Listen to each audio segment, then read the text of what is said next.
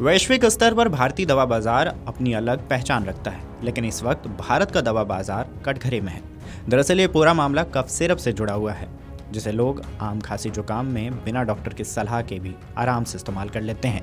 लेकिन क्या हो अगर वही सिरप जहर बनकर मासूमों की जान ले ले। हाल ही में ऐसा ही सनसनीखेज मामला सामने आया है, जिसने पूरे देश को सकते में डाल दिया है। मध्य प्रदेश, राजस्थान और महाराष्ट्र में खांसी की दवा पीने के बाद कई बच्चों की मौत ने सवाल खड़ा कर दिया है कि आखिर हमारी दवाओं की क्वालिटी पर निगरानी कितनी कमजोर है।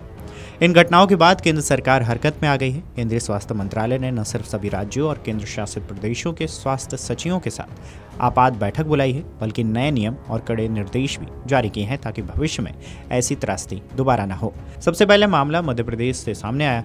यहाँ बच्चों की मौत कफ सिरप पीने के बाद हुई। धीरे धीरे राजस्थान और महाराष्ट्र में भी ऐसे ही मामले सामने आए। जांच में पाया गया कि यह दवा कोल्ड्रिफ सिरप थी, जिसे सरिशान फार्मास्यूटिकल नाम की कंपनी ने बनाया था। केंद्रीय औषधि मानक नियंत्रण संगठन ने तत्काल तमिलनाडु FDA को पत्र लिखकर कंपनी पर कड़ी कार्रवाई करने के निर्देश दिए हैं। तेलंगाना सरकार की प्रेस नोट ने इस मामले को और गंभीर बना दिया है। जांच में पाया गया है कि इस सिरप के बैच में डायथिलीन ग्लाइकोल यानी कि DEG नाम का जहरीला रसायन मौजूद है। यह तत्व किडनी को गंभीर नुकसान पहुंचाता है और बच्चों की मौत का प्रमुख कारण माना जा रहा है। बहरहाल इस बीच सरकार ने तुरंत कड़े कदम उठाते हुए इन दवाओं की बिक्री पर रोक लगाने के निर्देश दिए हैं। मध्य प्रदेश सरकार ने कोल्ड्रिफ और नेक्स्ट्रो DS नाम की दोनों दवाओं पर प्रतिबंध लगाया और कंपनी के दूसरे उत्पादों की बिक्री पर भी रोक लगा दी है। मुख्यमंत्री मोहन यादव ने खुद इसकी घोषणा की है। वहीं हिमाचल प्रदेश, उत्तराखंड, गुजरात, तमिलनाडु, मध्य प्रदेश और महाराष्ट्र की दवा फैक्ट्रियों की जाँच शुरू कर दी गई है। CDSCO ने कुल मिलाकर 19 दवाओं के नमूने इकट्ठे किए हैं, जिनमें खांसी की दवाएं, एंटीबायोटिक और बुखार की दवाएं शामिल किए गए हैं। ऐसे में इसे लेकर नए नियम और सख्त गाइडलाइन की भी चर्चा है। इस घटना ने सरकार को दवा उद्योग के लिए नए नियम लागू करने पर मजबूर किया है।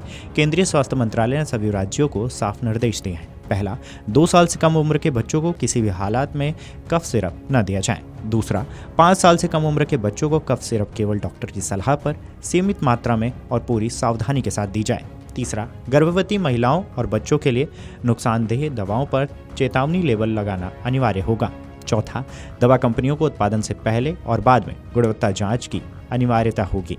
पांचवां, अगर किसी दवा में अशुद्धि पाई गई तो कंपनी के खिलाफ गंभीर आपराधिक धाराओं में कार्यवाही की जाएगी। इन नियमों का मकसद यह है कि अब न तो डॉक्टर बिना सोचे समझे बच्चों को कफ सिरप लिखें और न ही लोग अपने स्तर पर दवाओं का गलत इस्तेमाल करें।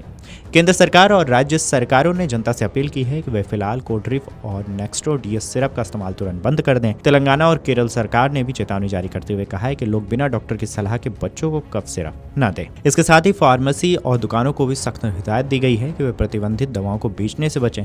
यदि कोई दुकान इस नियम का उल्लंघन करता है, उसका लाइसेंस तुरंत रद्द किया जाएगा। डायथिलीन ग्लाइकोल यानी कि DEG एक जहरीला रसायन है जो औद्योगिक रूप से पेंट, पॉलिश और दूसरे केमिकल उत्पादों में इस्तेमाल होता है। यह शरीर में जाते ही किडनी को गंभीर रूप से नुकसान पहुंचाता है। छोटे बच्चों में यह और भी खतरनाक होता है, क्योंकि उनके शरीर में इस रसायन को सहने की क्षमता नहीं होती है। मेडिकल एक्सपर्ट्स का कहना है कि DEG के सेवन से किडनी फेल हो जाती है, पेशाब रुक जाता है और शरीर में जहर फैलने लगता है। समय रहते इलाज न मिलने पर यह मौत का कारण भी बनता है। भारत में अक्सर देखा गया है कि लोग खांसी जुकाम होने पर डॉक्टरों से सलाह लेने के बजाय खुद ही मेडिकल स्टोर से सिरप खरीद लेते हैं। ये आदत बेहद खतरनाक है, क्योंकि हर सिरप हर उम्र और हर बीमारी के लिए सही नहीं होता है। बहरहाल कफ सिरप से हुई बच्चों की मौत ने पूरे देश को हिला दिया है। यह घटना केवल एक कंपनी या फिर एक दवा की गलती नहीं है, बल्कि हमारे सिस्टम की कमजोरी का भी आईना है।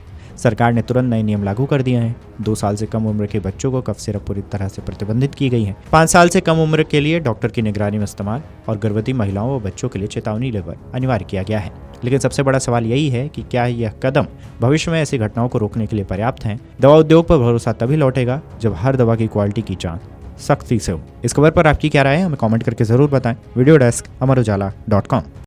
अगर आप ये वीडियो YouTube पर देख रहे हैं तो हमारे चैनल को सब्सक्राइब कर बेल आइकन दबाएं और Facebook पर देख रहे हैं तो हमारे पेज को लाइक करें।